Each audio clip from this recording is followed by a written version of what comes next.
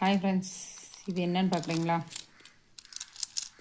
ஒன்றும் இல்லைங்க, சும்மா 10 ரூபா காயின்ஸு இல்லை 5 ரூபா காயின்ஸு எல்லாம் சும்மா இந்த கடைக்கு போகும் இல்லைங்களா, ஏதாவது மளிகை பொருள் வாங்க போகும்போது அப்போ பேலன்ஸ் கொடுப்பாங்களா, 5 ரூபா 10 ரூபா காயின்ஸு இதெல்லாம் கிடச்சிதுன்னா நான் வாங்கிட்டு வந்து ஒரு பர்ஸில் போட்டு சேவிங்ஸ் பண்ணி வைப்பேன். உண்டியல் வாங்க மாட்டேன், அதுக்குன்னு தனியாக ஒரு பர்ஸில் போட்டு சேவிங்ஸ் பண்ணி வைப்பேன். அப்படி சேவிங்ஸ் பண்ணிட்டு தான் சிறுதுளி பெருவெள்ளம்னு சொன்ன மாதிரி நம்மளுக்கு என்றைக்காவது ஒரு நாளைக்கு தேவைப்படும் போது நம்ம எடுத்துக்கலாமெல்லாம் ஒரு தொகையா அப்படின்னு சொல்லி சேவிங்ஸ் பண்ணி வச்சேன்.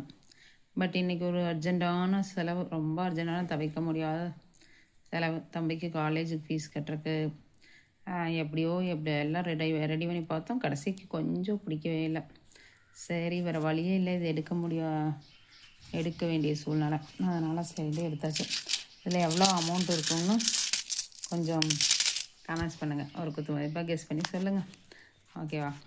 எவ்வளோ ப்ராப்ளம் வந்தாலும் இது எடுக்கவே கூடாது, இதில் எப்படியாச்சும் ஒரு நல்ல பெரிய அமௌண்ட்டு நம்ம சேர்த்தணும் அப்படின்னு நினச்சேன்.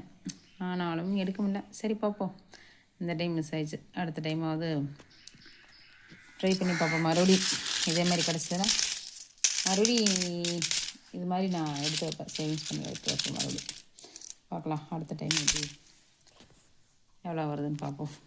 ஓகேவா?